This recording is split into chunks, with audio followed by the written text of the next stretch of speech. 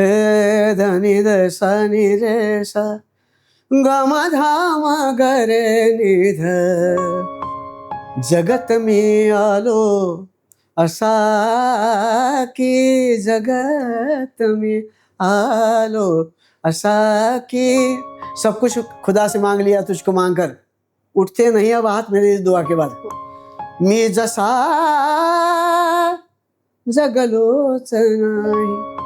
मार्गावरून माझ्या मी एकटा निघालो, डोळ्यात चंद्र जखमी घेऊन मी निघालो. या क्षितिजाच्या पल्याड निघुनी जावे म्हणतो. झोपेत हसणाऱ्या चुंबून राहुल अशी माझ्या यशोधरेला सोडून मी निघालो. क्या बात आहे. मदनी दसानी रे धनी दसानी रे राहिले रे.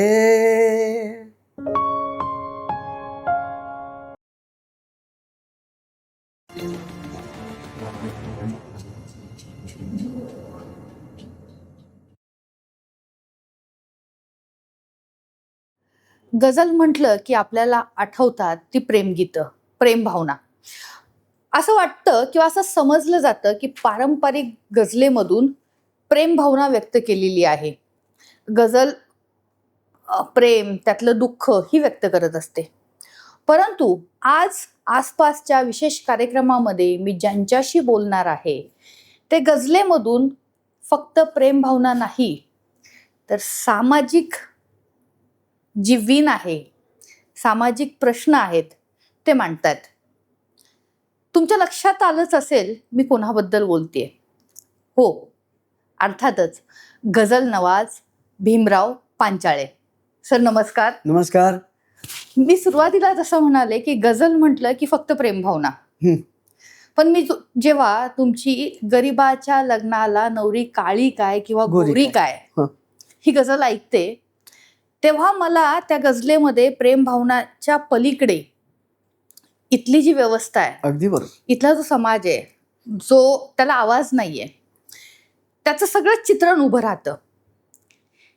हे कशा पद्धतीनं मांडतात?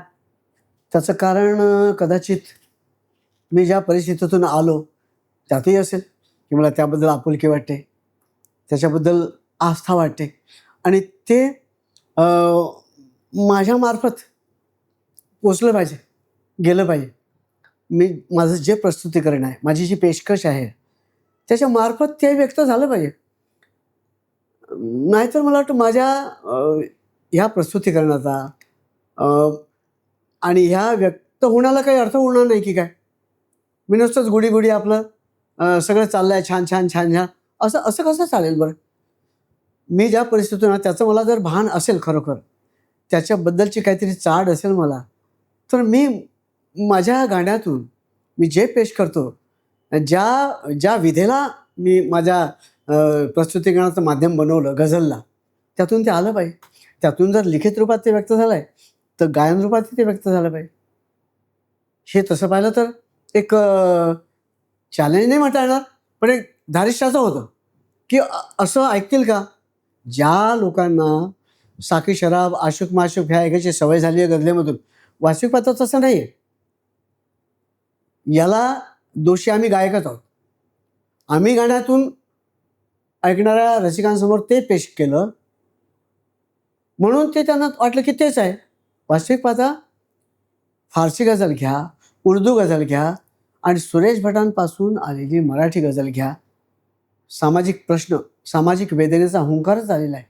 मी तुम्हाला तेच विचारणार होते. म्हणजे पारसी किंवा हिंदी गझल जर आपण घेतली तर आपल्याला फैज अहमद फैज, त्याच्यानंतर मराठीमध्ये निदा फाजलीपर्यंत घ्या ना, सगळं हे सगळं येतच. पण हे जेव्हा येतं तेव्हा गझल हवी तेवढी स्वीकारली गेली असं वाटतं महाराष्ट्रातल्या माणसांनी, का ती एका ठराविक वर्गापुरतीच मर्यादित राहिली? हा, होती ती एका ठराविक वर्गापुरती मर्यादित. दरबारे खास ते दरबारे आम हा प्रवास तसा काही लहान सहान नाही आहे. दरबारे खासमधून दरबारे आमपर्यंत याला वर्षानुवर्ष गेली असेल. पण मी तुला सांगतो की गालिब कबुली देतो की माझी गझल जेव्हा कोठ्यावर गायला गेली, जेव्हा फकीराच्या प्रार्थनेतून, फकीराच्या त्या गाण्यामधून गायला गेली, तेव्हा मी लोकांचा झालो. नाही तर मी दरबारे खासमध्ये तर राहिलो असतो. तर हे श्रेय आम्हा गायकांचं थोडं आम्हाला देता येईल. कारण आम्ही काय निवडतो, निवड करण्याचे जे निकष आहेत ते वेगवेगळे असू शकतात. एखादा त्याला गाणंच म्हणायचं असेल, वाहवाच मिळायचं असेल, तर तो म्हणेल की मी गाणं म्हणेल, बिदागी घेईल, घरी जाईल. पण मला नाही तेवढं करायचं. तसं जर माझा उद्देशच मुळात तो असेल की नाही, मला जे आला आहे, सामाजिक वेदनेचा हुंकार जो आला आहे, तो माझ्या स्वरातून ते व्यक्त झाला पाहिजे, याबद्दल जर मला आस्था असेल, तर मी मात्र तिथून अलिप्त नाही राहणार. मी गझल निवडताना अशाही निवडेल, तशाही निवडेल, पण अशाच निवडेल जास्तीत जास्त, की ज्याच्यामुळे सामाजिक वेदना प्रस्फुटित झाली पाहिजे, तेही समाजापर्यंत, रसिकांपर्यंत पोहोचलं पाहिजे. त्यांचा तो भ्रमही दूर झाला पाहिजे की गझल म्हणजे काही आशुक माशुक साखे शराबच नाही. 5 दशकं तुम्ही गझल जी आहे ती सादर करताय महाराष्ट्रामध्ये. सुरुवातीच्या काळामध्ये जेव्हा तुम्ही गायला सुरुवात केलीत, तेव्हा काय नेमकी आव्हानं वाटली की ज्यावेळेस सामाजिक जाणीवेचा हुंकार तुम्ही लोकांपुढे मांडताय, तुम्ही मग ते आव्हान होतं ना ते, आणि थोडी भीती पण होती.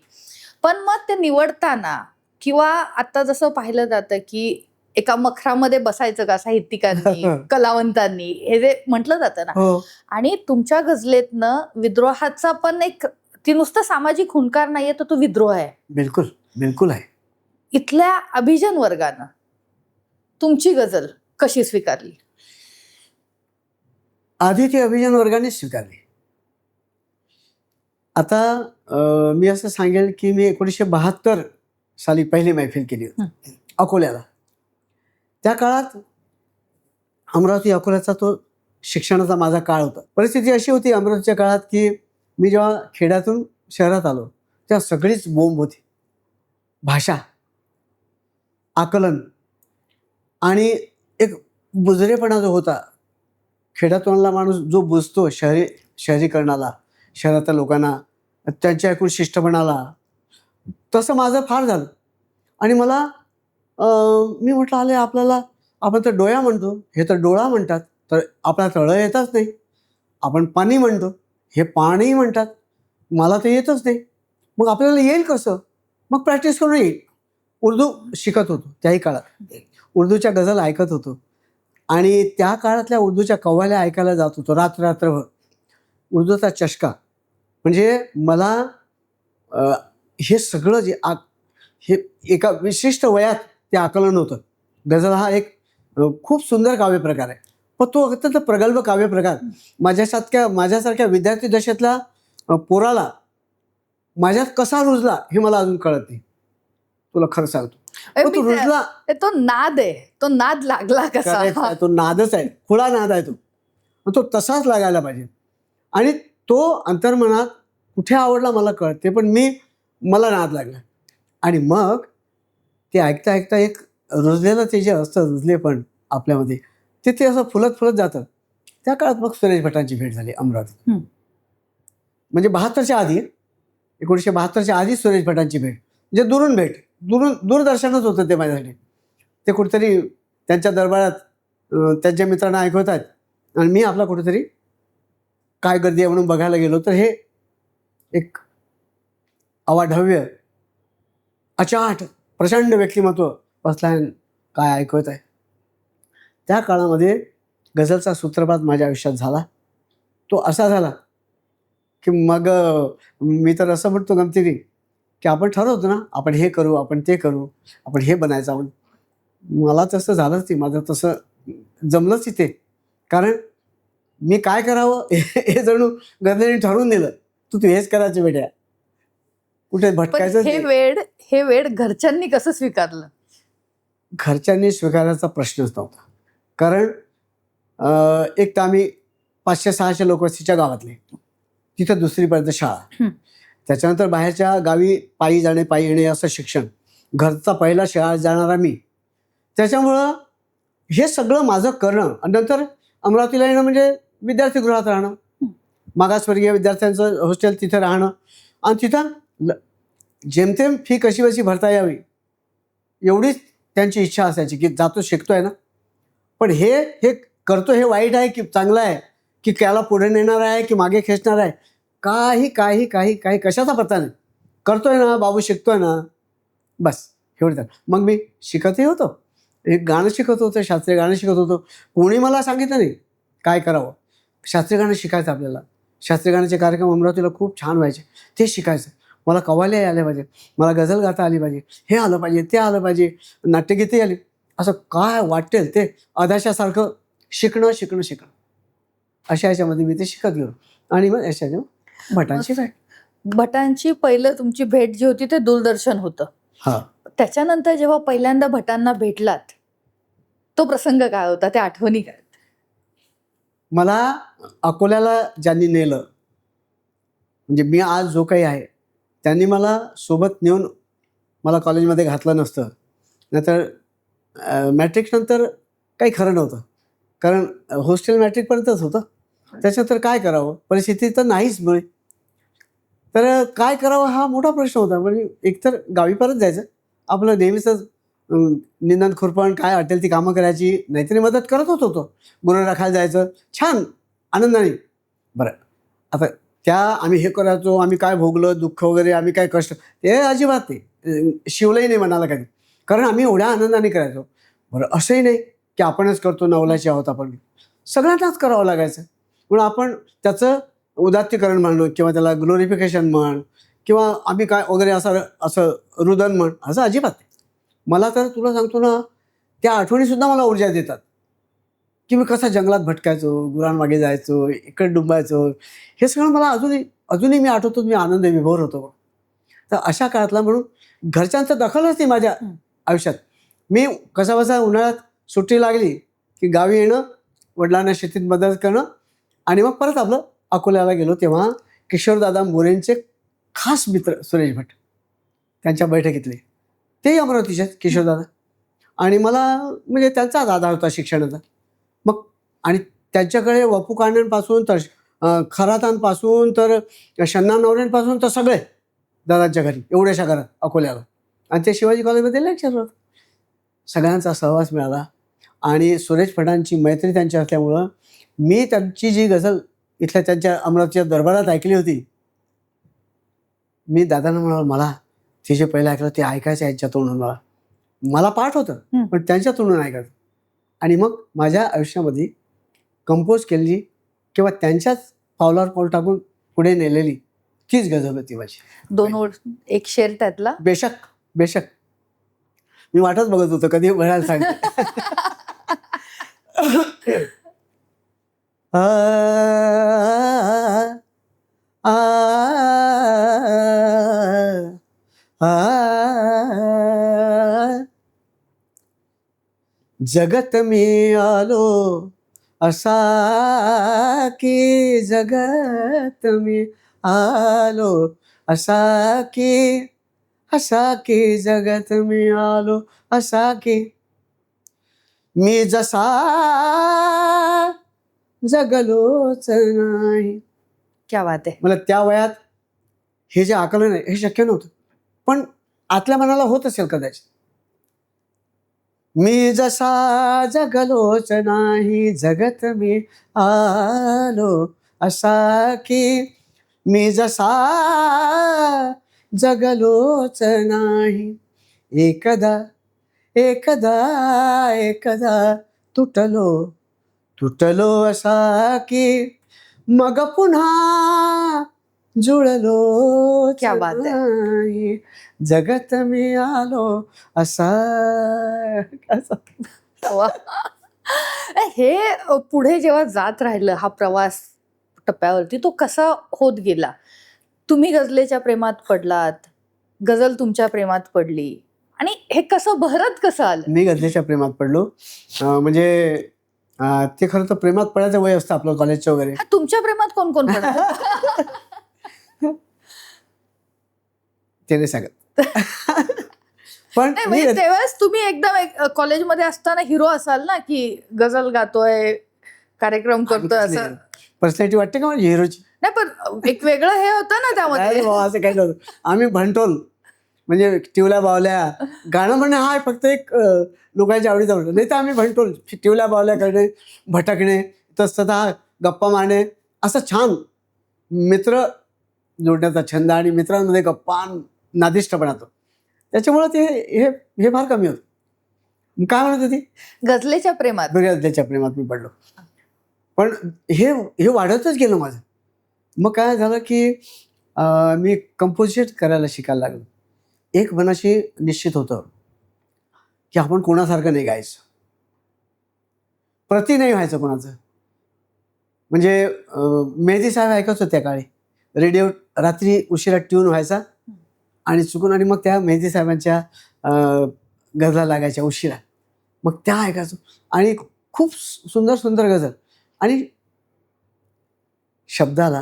शब्दातील आशयाला स्वरांची ट्रीटमेंट काय असते ते शिकलो. आणि मग मग तो अप्लाय कसं करता आलं की कोणासारखं गायचं नाही, स्वतः कंपोज करायचं. आणि आपलं आपलं काय ते जो बी टुटाफुटा होगा ते आपलं असलं पाहिजे, हा जो ध्यास होता. त्याचे मग करत करत करत गेलो. मग कुणी भेटलं, गोविंद ऐक रे बघ कसं झालं बघ, चांगलं वाटतं का बघ, म्हणायसारखं आहे काय, काही लायकीचं वाटतं का वगैरे, असं मित्रांना ऐकवायचं. मग मित्र काही तारीफ करायचे, काही नाही रे बोगस झालं, काहीतरी बेकार झालं, परत कर वगैरे, असं असं चालायचं. मग एक काळ असा आला की मोजक्या गजला माझ्याकडे झाल्या जमा, आणि मग एक छोटीशी मैफिल करायची आपल्या मित्रांसाठी, ऐकवायचं. तो 1972 सालचा. तेव्हा मी एका शाळेच्या छोट्याशा वर्गामध्ये ती मैफिल झाली होती. तबला, हार्मोनियम, बस, आणि मी, आणि वाजवायला मागे कोणीतरी तंबोऱ्याला. तेव्हा ती मैफिल केली. धरून बांधून आणलेले, आवडीने आलेले 10-12 असतील, धरून बांधून आलेले जबरदस्तीने आणलेले अजून 10-20 असतील, बस एवढ्याची ती मैफिल होती. ती पहिली मैफिल, आणि मस्त रंगली. आणि नंतर मग नंतर ते असा छंद लागला कंपोजिशन करण्याचा. आवडीची रचना मिळाली की कंपोज करायची. आणि त्यावेळेस जास्त गजलकार माहिती पण नव्हते. सुरेश भट, जास्तीत जास्त सुरेश भटांची जवळी, आणि ते यायचे अकोल्याला. तेव्हा मग दादांकडे मुक्काम, चर्चा. आणि मला ते खूप पॉज कसा घ्यायचा, थांबायचं कुठे, श्वास कुठे रोखायचा, कुठे, इतकं छान सांगायचे. त्यांना खूप बरं गाण्याचं पण खूप आकलन होते त्यांना. त्याच्यामुळे खूप मला मदत व्हायची ते आले. 1972 ते 2026 हां, खूप मोठा टप्पा आहे. मराठी गझल तुम्ही 7 समुद्रापार पोचवली. आणि ही गझल पोचवताना सुरुवातीला आपण जे म्हणालो की सामाजिक वेदनेचा हुंकार, त्याचबरोबर विद्रोह, हो, एक म्हणजे कलावंत म्हणून भूमिका घेणं आणि ती मांडणं हे तुम्ही करत आलेला आहात. तर त्या टप्प्यावरती काय कलावंत म्हणून ही भूमिका घेणं, अगदी थेटपणे ते गझलेतनं मांडणं हो. किती आव्हानात्मक होतं? भूमिका घेणं एवढा अभिनिवेश नव्हता. ते तसं वाटणं हे अभिनिवेशही नव्हतं, आतून होतं की नाही हे आपण गायला पाहिजे. जर भटांच्या रचनांमधून ते येत असेल तर आपल्या स्वरांमधूनही आलं पाहिजे, एवढं मात्र वाटत होतं. काय बा, तेव्हा एक रचना एक गायचं. मार्गावरून माझ्या मी एकटा निघालो, डोळ्यात चंद्र जखमी घेऊन मी निघालो, डोळ्यात चंद्र जखमी घेऊन मी निघालो. एक बुद्धाच्या निघून जाण्याच्या वेळेचा तो प्रसंग 2 वेळीमध्ये उरागिरी नावाचे आमचे मूर्तिजापूरचे गझलकार त्यांनी मांडलाय. इतके छान लिहायचे. तर त्यांनी मांडलाय की झोपेत हसणाऱ्या चुंबून राहुल अशी माझ्या यशोधरेला सोडून मी निघालो. कसं आहे ना बघ, की अजूनही मी इतक्या वेळा गेलो पण अजूनही असं टचकन पाणी येतं डोळ्यात. आणि हे जे भिडणं आहे ना, हे जे चटकन भिडणं आहे. आणि कधी कधी तर काही गझल तर अशा आहेत, तुला सांगतो की मला गाणं मुश्किल होतं, आवडणं येतो, उसास येतं, काही पण होते माझं. मग पाणी पियेचं, हे कर, तर टिवल्या बावल्या कर, असं इकडे तिकडे बघ, आणि स्वतःला जाग्यावर आण आणि मग पेश करा. असं जवळपास तुमच्या मैफिली काही हजार झाल्या असतील. हो. या सगळ्या मैफिलीमध्ये सगळ्यात आवडती जवळची गझल कोणती? आता हे तर असं आहे ना की 10 अपत्य आहेत, तर हे लाडाचं की त्याचं कोण कौतुक करतो जास्त की असं आहे ते. पण असं अजिबात नाही. कारण एक तर मी चाली कमी बांधतो. माझ्या चाली बांधण्याला खूप कमी वेग आहे. खूप विचार, खूप विचार, खूप विचार, खूप मनन चिंतन, खूप स्वरांचा विचार, ट्रीटमेंटचा विचार, आणि आपल्या स्वरांमधून त्या आशयाला किती कानावाटे मनात असं पोचवता येईल सहज, हा विचार जेव्हा तेव्हा तो खूप वेळ लागतो कंपोजिशन करायला. आणि त्याच्यामुळे काय होतं की ते होतं ते मग असं इथे नोंदवल्याच जातं, मग ते असं वरवरचं राहत नाही. तर त्याच्यापैकी काही रचना खूप अशा वारंवार गातो म्हणून असतील, काही खूपच अशा रुजलेल्या आहेत म्हणून असतील, पण सगळ्याच प्याऱ्या आहेत मला. पण तरी एक रचना मी तुला अशी पटकन आठवली म्हणून सांगतो की ती सुरेश भटांचीच आहे. आणि त्याच्यामध्ये सांगीतिक जो प्रयोग माझ्या नकळत झाला तोही एक मला भावणारा होता. आणि भट खूप खुश झाले होते त्याच्यावर. सांगू ते? द रे र द रे द रे द रे. मी अलिबागला गेलो होतो कार्यक्रमाला आणि त्या समुद्रकिनाऱ्यावर सूर्यास्त होत होता. मारवा रागाची वेळ होती. माझा आवडता राग मारवा. सूर्य अस्ताला जातानाचा तो राग आम्ही गातो. आणि त्या त्या स्वरांची कातरता अशी आहे ना, इतकी तीव्र कातरता आहे त्याची की जणू तो विशिष्ट स्वर तुम्ही लावला नाही तो तो अस्ताला जायचा थांबेल की काय, इतकी इंटेन्सिटी आहे त्या स्वरांमध्ये. तर ती गझल मी त्या रागात केली होती. ती गझल जशी स्वरांनी कातर होते तशी ती शब्दांनीही ती कातरता पूर्णपणे घेऊनच आलेली आहे. आणि मग ती काय अवस्था होत असेल, मी इतक्या वेळा गातो तरी माझी, जर गाणारे असे निशब्द होतात आणि असे हवालदिल झाल्यासारखे होतात तर माझी काय अवस्था होत असेल. म्हणजे मी म्हणतो ना की माझ्या शायरांना उमटणाऱ्या लेखांना तुम्ही एकदा लिहिता माझ्याकडे देता आणि मोकळे होऊन जाता. मला जितक्या वेळ मी गातो तितक्या वेळ मला ते भोगावं लागतं. त्यातली वेदना असेल, वंचना असेल, विवंचना असेल, प्रेम असेल, काय असेल ते मला जितक्या वेळा गातो तितक्या वेळा माझ्या वाट्याला येतं, भोगतो. कारण माझ्यासाठी तो परकाया प्रवेश आहे, साधन आहे ते. परत हे भान ठेवावं लागतं की मी शिकलेल्या शास्त्रीय गाण्याचा भारही त्याच्यावर आहे.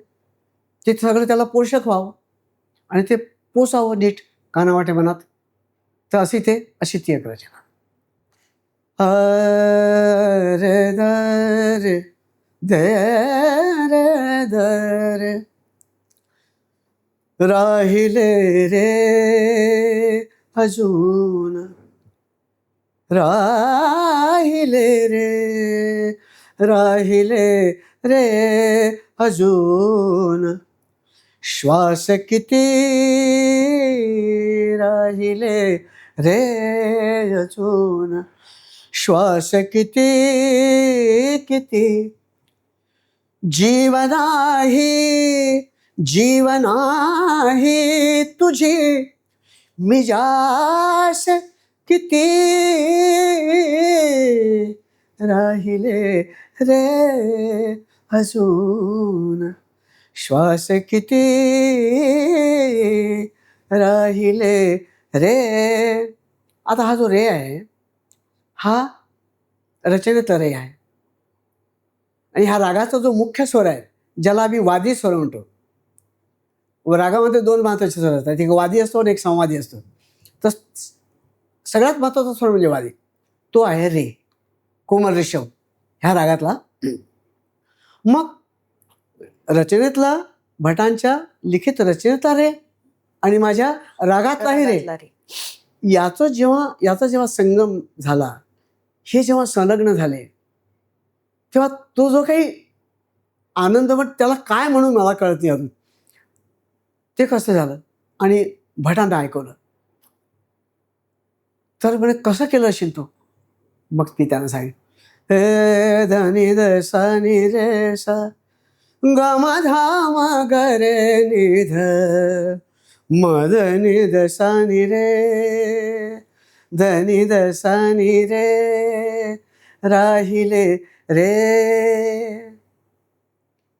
क्या बात आहे. रचनेतला रे आणि मारव्याचा रे कसे एकत्र आले आणि काय परिणाम साधला त्या चालीने की मला पुढे गाताच येत नव्हतं असं.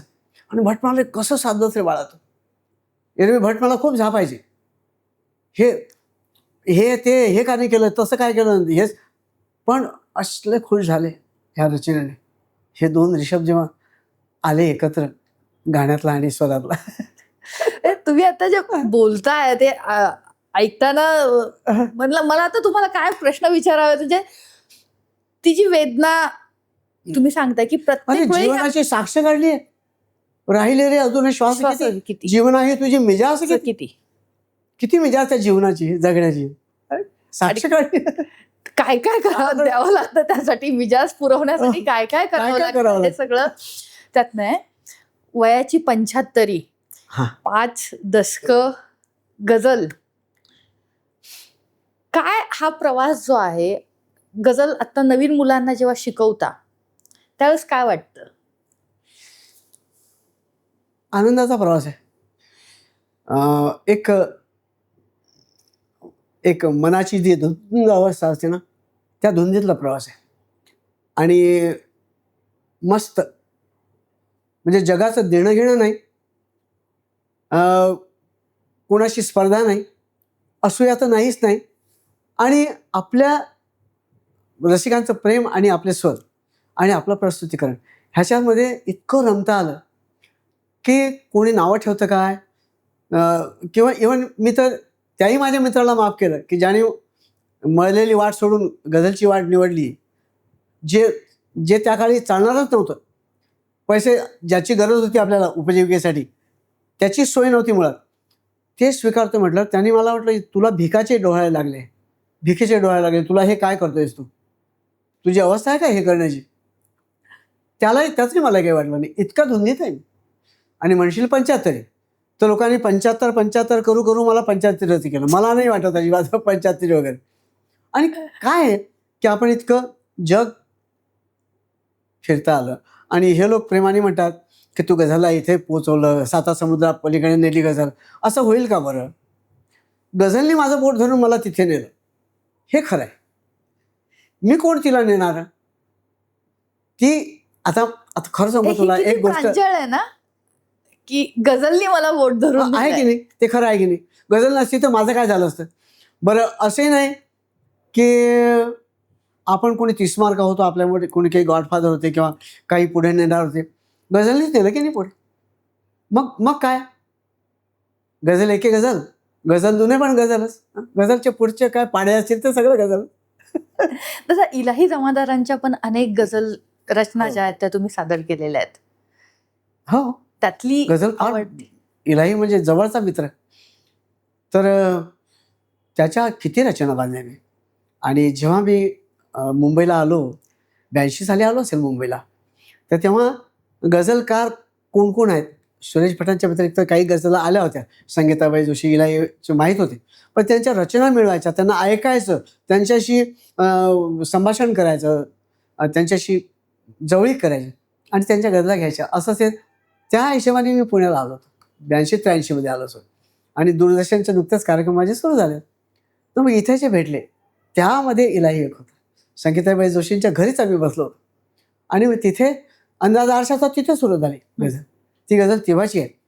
आणि तेव्हा मग इलाहीचं मुंबईला येणं जाणं आणि आमची मैत्री झाली. मग इलाहीचा संग्रह यावा असं आम्हालाच वाटत होतं, तर तो संग्रह काही येत नव्हता. मग याला विचार, त्याला विचार, ग्रंथालयाला विचार, इथे विचार. तर सगळे म्हणायचे थोडी वाट बघूया, कोणी म्हणायचं नंतर काढूया, गझलांची पुस्तकं विकली जात नाहीत, कवितांचं कोण घेतं आजकाल वगैरे वगैरे सगळं ऐकावं लागलं. मग एका सोमनाथ प्रकाशांनी, माझे स्नेही, त्यांनी ते काढलं. पण त्यावेळी कसं झालं की हा मुंबईला यायचा, माझी पत्नी गीता, माझी बायको, आम्ही एकाच बँकेत, स्टेट बँकेत. तो यायचा तर त्याचं ते रचना घे, त्या टाईप करून दे, हे सगळे गीता करायची. आणि मग त्या टाईम करून येताना मग ते बाळ घेऊन मग याला दाखव त्याला दाखव असं असं चालायचं. तर मग त्यांनी प्रस्तावनेमध्ये ते आम्हाला दोघांना त्यांनी अर्पण केलं पुस्तक, पहिला संग्रह. आणि मग त्यांनी त्या प्रस्तावनेत उल्लेख केला की माझा संग्रह येण्यासाठी माझा मित्र भीमरावनी तर चपला झिजवल्या, पण माझी बहीण गीता हिने पण खूप मेहनत घेतली वगैरे वगैरे. तर मग लोक म्हणायला लागले, हां इलाईच्या जास्त गझल का म्हणतोस हे कळलं आता. गीताच्या त्याच्या बहिणीशी लग्न केलं तू म्हणून. मी इलाईला म्हणालो, बेटा तो माझ्या मित्राचा होता, आता साला बी बनवत. अशी ती मैत्री आमची. तुम्ही अगदी प्रांजळपणे सांगितलं, गझलेनं तुम्हाला सारं काही दिलं. सगळं काही दिलं. सगळं काही. बायको गझलेच्या पावलांनी झाली. ती त्या आधीपासून ऐकत होती, पण ती स्टेट बँकेत आहे मला माहिती होतं. मी स्टेट बँकेत बदली होऊन आलो आहे नागपूरहून, हे दोघांनी एकमेकांना माहिती नाही. मग असं कळलं, आम्ही बँकेमध्ये रियाजाला बसायचो, तिथे आमची सगळी वाद्य वगैरे असायची. मस्त काळ होता तो. मी नंतर नोकरी सोडली, पण तो काळ मस्त होता. त्या काळामध्ये ती येऊन भेटायची, ऐकायची. खूप सुंदर गाणं तिचं. आमच्या भरणपोषणामध्ये पालनपोषणामध्ये तिचं गाणं मागे राहिलं, ही खंत अजूनही मला आहे. आणि पण तिला त्याचं दुःख नाही. पण तिची साथ नसती तर मी इथपर्यंत येऊ शकतो. सब कुछ खुदा से मांग लिया तुझको मांग कर, उठते नाही अब हात मेरी दुआ के बाद. अशी अवस्था आहे तिच्या बाबतीत. इलाही जमादारांचा एखादा शेर. इलाही जेव्हा गेला ना, तेव्हा लोकांनी माझ्या प्रतिक्रिया मागितल्या. तर म्हणते एवढा आपल्या प्रिय मित्राचं जाणं, त्याचा मृत्यू हा त्या काळापुरता आपलाही मृत्यूच असतो ना. काय बोलणार त्या काळामध्ये आपण सांग. जर आपलाही मृत्यूच असतो तो, त्या पिरियड पुरता आपलाच मृत्यू असतो की नाही तो. हो. त्याचं जाणं म्हणजे म्हटलं काय आता याची प्रतिक्रिया तरी काय देऊ. तुम्ही म्हटलं बाबा त्याचा एक तो पार्टिंग सॉन्ग असेल त्याचं, ते पार्टिंग रचना असेल त्याची ती, की म्हणजे मला निरोपच घ्यायचा आहे अशी त्यांनी आधी लिहिली असेल, पण ती तिथे लागू झाली असेल. तर म्हटलं तेवढी ऐकवतो, मला काही जास्त बोलायला लावू नका तुम्ही, मी काही बोलणार नाही. तर मग ती रचनाच फक्त ऐकवली होती. आपल्या चॅनलला ऐकवली होती. आपल्या चॅनलचा इंटरव्ह्यू होता तो. मी कोणाला काही फार इंटरव्ह्यू दिले नाही, बोललोही नाही फार कोणाशी. तर तेवढ्या 2-4 ओळी फक्त ऐकवल्या.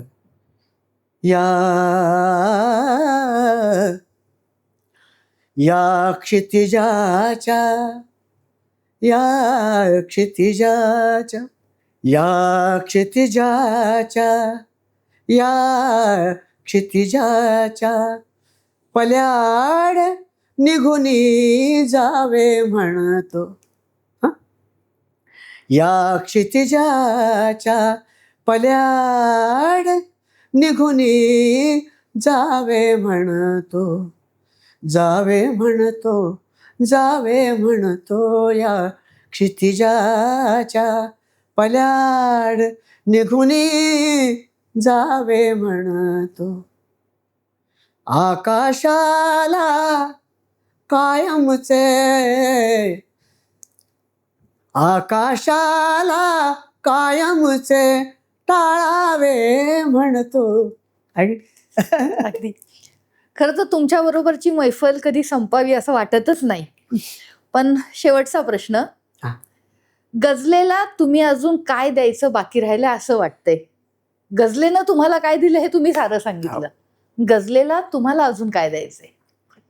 गझलेला माझी एक खंत म्हण किंवा एक आतलं एक म्हणणं असं मांडतो मी तुझ्यासमोर, की गझलच्या कार्यशाळा घेतल्या, तरही मुशायरे घेतले, खूप काय काय काय काय काय काय केलं. शिबिरं घेतली, पावसाळी शिबिरं घेतली, हे ते नवीन लोकांच्या मैफिली घे, 10 संमेलनं घेतली अखिल भारत, 18-19 पुस्तकं काढली, अन्नमित्रांनाही समाविष्ट करता यावं म्हणून ब्रेल लिपी संग्रह काढला. हे जे जे शक्य होतं ना ते सगळं माझ्या आवाक्यातलं सगळं मी करून बघितलं. कितपत यशस्वी झालं मला माहिती, मला त्याची परवाही नाही अपयशाची, पण मी करून बघितलं, मी केलं. पण गझलकारांची संख्या 800-900 झाली, इतकी छान झाली. आणि ही संख्या गुणात्मक आहे, ही नुसती संख्या नाही. भटांचं एक स्वप्न साकार झालं. त्या जाणतेही बाग माझ्या सोसण्याच्या सार्थकाला, मी इथे अमृताचे रोपटे रुजवून गेलो. त्या रोपट्याचा महावृक्ष झाला. त्या महावृक्षाखाली आम्ही सगळे आनंदाने पागडतो आहोत, वावरतो आहोत, त्याची सावली उपभोगतो आहोत. पण गझल गायक जेवढे म्हणावे तेवढे झाले नाही. ती उणीव आता असं नाही की मी प्रयत्न केले. गझल संमेलनामध्ये 10-10, 20-20 लोक गायला शोधून शोधून आणून त्यांना रचना देऊन त्यांना कंपोजिशन करून गायला लावायचो की तुमच्या समोर एक छान दाद देणारा मॉब रसिक समुदाय मी जमावला आहे की तुमची ओळण उचलून धरतील असे रसिक आहेत. तुम्ही पेश करा मनोभावे. पण काय होतं की त्यात सातत्य नाही ठेवलं कोणी. फार कमी असे असतील की ज्याने सातत्य ठेवलं. आणि मग काय झालं की ती गॅप पडत गेली आणि ती उणीवच राहिली. किंवा आता एकटा भीमराव पांचाळे पुरा पडणार आहे का? माझ्यासारखे अनेक पाहिजेत.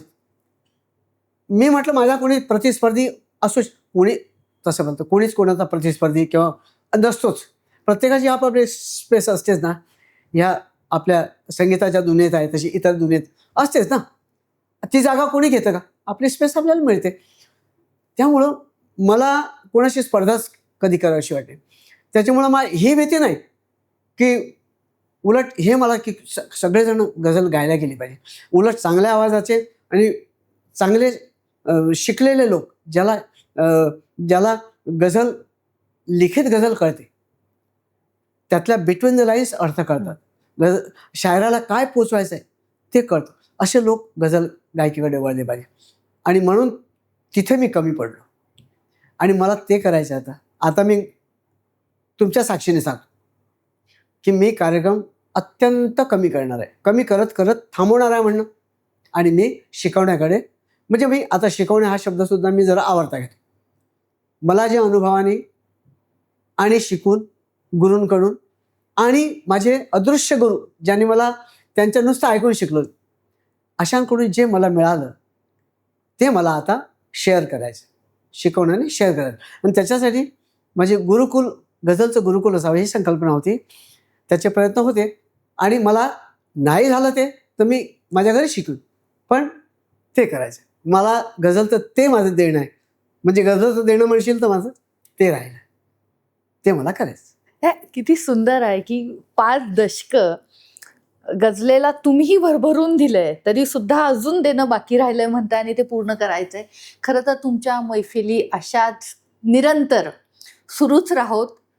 त्यातून प्रेमभावासोबत जो सामाजिक जाणीवेचा हुंकार आहे तो सुद्धा लोकांमध्ये उमटत जावोत आणि ती समज जी आहे तेच महत्वाचं. ती समज लोकांमध्ये येऊ आणि त्यातनं तुमच्या त्या सगळ्या सादरीकरणातनं गझलेमधून तुम्ही जो एक मानवतेचा संदेश देताय, माणसं पेरताय, ती अशीच उगवत राहो एवढंच बोलते. आणि धन्यवाद. खूप थँक्यू. छान वाटलं आज. मला खूप बरं वाटलं. मला इतकं मोकळेपणाने व्यक्त होत आलं आणि तू बोलतं केलंस मला. थँक्यू. थँक्यू. थँक्यू.